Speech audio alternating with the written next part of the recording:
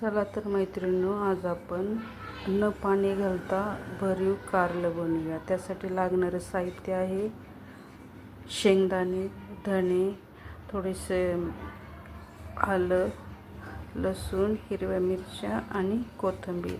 आणि हे कारले यामधल्या सर्व बिया काढून घेतलेले आहे. हळद आणि मीठ लावून धुवून घेतलेले आहे. प्रथम आपण शेंगदाणे भाजून घेऊया. यात कोणी तीळ पण टाकू शकतं, कारळं पण टाकतात कोणी.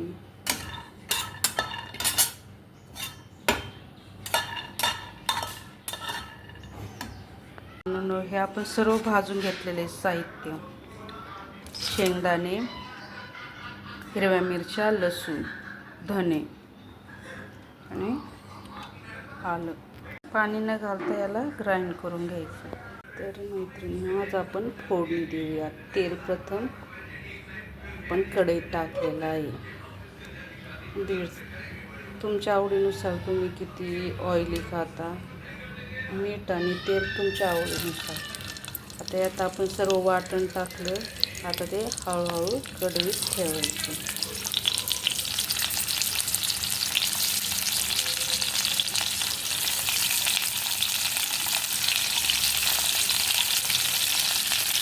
घरी पण जे वाटलेलं वाटण येते हे या कारल्यामध्ये छानसं असं भरायचं. त्यानंतर एक मीडियम साईजचा टोमॅटो त्यामध्ये टाकायचा. तुम्हाला आवडत असेल, मला आवडतात ह्या मिरच्या, मी अशा अख्ख्या मिरच्या पोटातून कापून टाकलेल्या आहे. थोडासा लसूण पण टाकलेला आहे यामध्ये, 2-3 पाकळ्या. आवडत असलं ऑप्शन म्हणून बेटाचंही टाकलेलं आहे. थोडं पोटात कापून मिरच्या.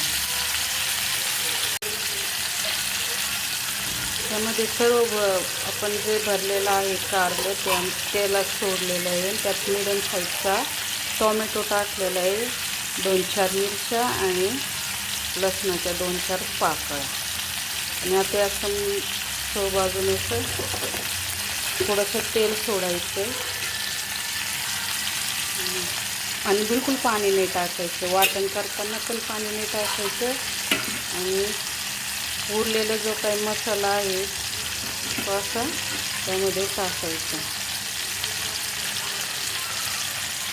असं मस्त शिजवून द्यायचं. झाकण ठेवायचं आणि त्याच्यावर एक छोटं वाटीत पाणी ठेवायचं आणि मंद आचेवर शिजवून द्यायचं. ताजे कारले असेल तर लवकर शिजतात. फ्रेश घ्यायचे. आपलं कारलं पूर्ण तयार झालं शिजून, बिलकुल पाणी नाही टाकलं. तर मस्त उचलून त्याला खालचं वर करायचं. बघा, मस्त असं मसाला पण मस्त भाजला आहे. आपण तर ऑलरेडी भाजूनच त्यामध्ये मसाला टाकलेला होता. खाण्यासाठी आपलं कारलं तयार झालं.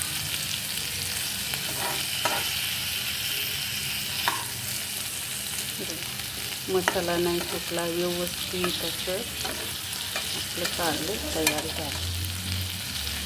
याला ज्वारीच्या भाकरी नाही तर चपातीबरोबर सुद्धा खाऊ शकता. एक वेळेस करून पहा, कमेंटमध्ये सांगा कशी चव झाली.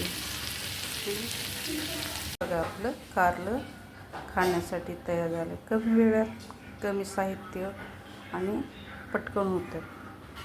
तळले मिरच्या टाकलेल्या, आवडलं तर खा, नाही तर आवडीनुसार.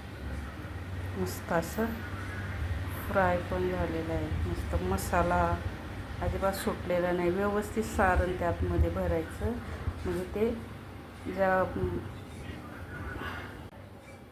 हे बघा, आपलं कारलं तयार झालेलं आहे. व्यवस्थित मसाला पण त्यातून बाहेर निघलं ना, व्यवस्थित भरायचं आरामात आणि व्यवस्थित शिजलेलं आहे. खाण्यासाठी तयार आपलं हे ज्वारीची भाकर, आपली चपाती.